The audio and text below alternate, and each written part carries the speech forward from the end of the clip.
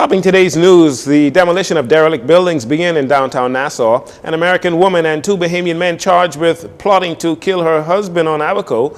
Lobster season off to a slow start. And Prime Minister Philip Davis encourages the national men's basketball team as they head to the Olympic qualifiers in Argentina.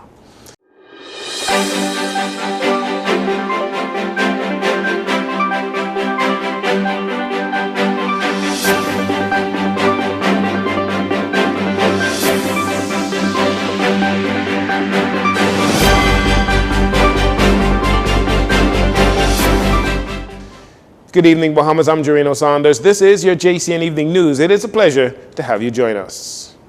Prime Minister Philip Davis, Deputy Prime Minister and Minister of Tourism, Investments and Aviation, Chester Cooper, along with Attorney General Senator Ryan Pinder and Global Consultant in the Ministry of Tourism, Senator Randy Roll, had a walkabout of the East Bay Street area downtown, speaking with experts knowledgeable of the decades-old structures on the next steps towards the much-discussed downtown revitalization project. The government began the first demolition of derelict buildings in downtown Nassau. Deputy Prime Minister Cooper telling reporters on Wednesday evening that the government is working with the property owners as the first 4 buildings set to be demolished out of 9 buildings identified is to be financed by the property owners. There are some of the owners who received notice.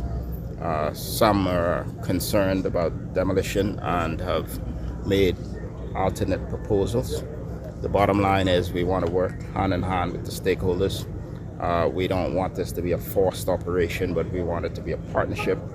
But suffice to say, the 4 that are ready for demolition, they're non-contentious. So the government isn't taking anyone's properties, but we're working along with them. And we're going to work with them to beautify the space. We are fortunate that there is great cooperation, and this level of cooperation I don't believe we've seen in decades. There's much, trepidation, if you will, as to whether there will be tangible, significant improvements, and we wanted to demonstrate that we're making significant progress. The government has allocated $1 million in the annual budget to the beautification of the Bay Street area. As for what will replace the first set of demolished sites, Deputy Prime Minister Cooper says that will be up to the property owners to decide what will be built in place. However, he reveals that the site of the first 4 buildings to be demolished will be used for green spaces. The idea is to ensure that we are making active progress in terms of changing the landscape here on Bay Street. What we are going to do, or what we propose to do, once we've demolished the buildings, is to turn them into green spaces. So over the course of the next few weeks, you might very well see some picket fences and some green spaces in most of these spaces. The properties are consistently and continually owned by the people who owned them before the demolition. So they have the right to do whatever they wish, subject to approval of town planning and Ministry of Works, etc. So if they decided to rebuild, build a new building, that's completely up to them. At this point, we're working hand in hand. As I mentioned before, there's no contention. And all of them have agreed, the first 4 have agreed to turn them into green spaces in the short term, working in partnership with us. As it relates to revamping infrastructure to alleviate the issue of flooding in the eastern part of downtown Nassau, which has been there for decades, the Deputy Prime Minister says works towards addressing that issue is part of a long-term effort. These infrastructural works probably happened in the 50s or the 60s. They've been maintained fairly well by the Ministry of Works and Water and Sewage Corporation. They blow the wells, they patch it up, but there is a need for long-term work. That's a part of the longer-term program to ensure that the infrastructure in all of these areas would be upgraded. That's, of course, a significant undertaking. We're not going to wait for that. We're going to have a short-term plan with quick wins. We're going to move into our medium-term plan with pedestrianizing some streets. And at the same time, we're very focused on the need for the rebuild of the infrastructure, inclusive of the managing of traffic in the thoroughfares. DPM Cooper says the public should expect to see some upgrades such as new planters and benches. He said they have already received positive feedback of the downtown area looking and even smelling cleaner. Minister of Tourism, Investments and Aviation, Deputy Prime Minister Chester Cooper hopes the Downtown City Management Bill will be the next legislation of priority when the House of Assembly reconvenes next week.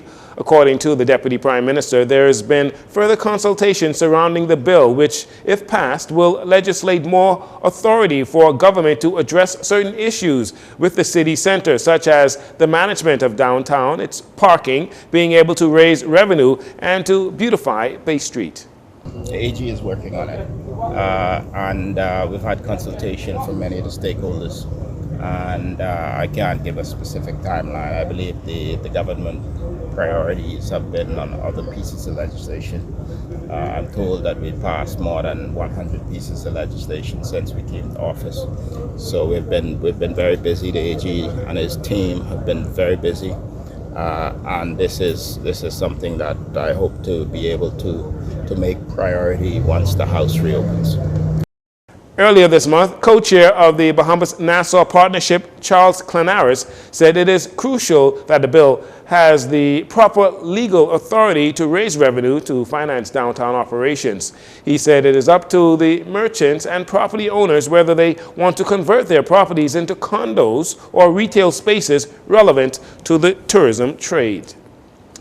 Women's rights advocates here in country are preparing for another meeting with Minister of Social Services and Urban Development, Obi Wilshcombe, after having met with the minister following the passing of the Protection Against Violence bill last week. Some representatives met with the minister in what the group deemed a productive meeting where concerns regarding the current state of the bill were discussed.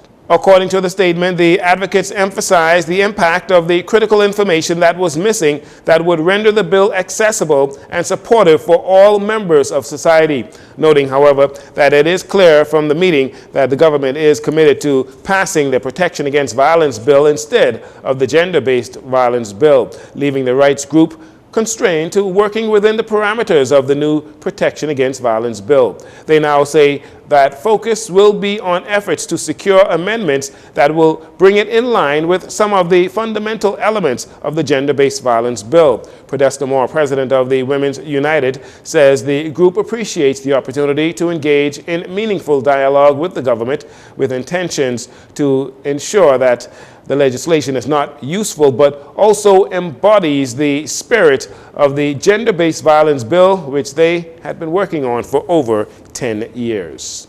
Podesta Moore, president of Women's United, says the group appreciates the opportunity to engage in meaningful dialogue with the government with intentions to ensure that the legislation is not only useful but also embodies the spirit of the Gender-Based Violence bill, which they had been working on for over 10 years. According to the statement, the minister has scheduled a meeting at 9:30 a.m. on August 14th in an effort to refine the existing bill in line with the group's proposed amendments.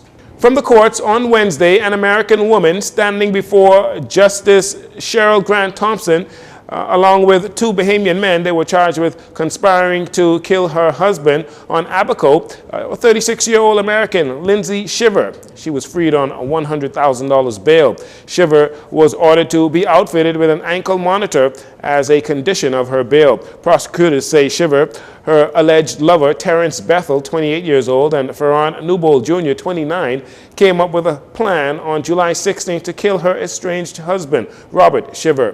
Police uncovered the murder plot while Bethel was being questioned about another crime, an unrelated crime, which he was not charged with. The judge heard an emergency bail application in their absence on August 1st, after Acting Director of Public Prosecutions Cordell Frazier withdrew an initial objection to their release. The change of position occurred after speaking to the virtual complainant, Mr. Shiver. Although Shiver's case or a cash bail rather, was posted since last week. She remained in custody until she provided the court with the address where she will be staying while in Nassau, as she's prohibited from leaving the jurisdiction until her next court case, or next court date rather, on October 5th, without permission from the courts. A representative from the American Embassy also took possession of her passport. Meanwhile, the two Bahamian men were each released on $20,000 bail last Thursday. All of the accused have daily curfews from 8 p.m. to 6 a.m. and are prohibited from coming within 100 feet of Mr. Shivers. And finally, in this segment, local fishermen are usually excited for the start of the spiny lobster season. That usually means the potential to earn some big money. However, with the price of lobster on the global market hovering under $10 per pound, many fishermen say they are left to make the difficult decision whether to spend hundreds, if not thousands of dollars going out to sea when the reward is very small. President of the Bahamas Commercial Fisheries Alliance, Adrian LaRota, confirming this dilemma with the local dailies. Lobster prices usually average $15 to $17 per pound at the start of the season, and sometimes can rise up to between $20 and $25 per pound. The belief is that as a result of the COVID-19 pandemic, the market for lobster is currently flooded, as hotels and restaurants are still using lobsters purchased and stored from previous seasons, in addition to competition from other countries that export lobster. However, prices are expected to increase as the season progresses and hotels and restaurant supplies dwindle. We'll take a break here. We'll be right back after these commercials.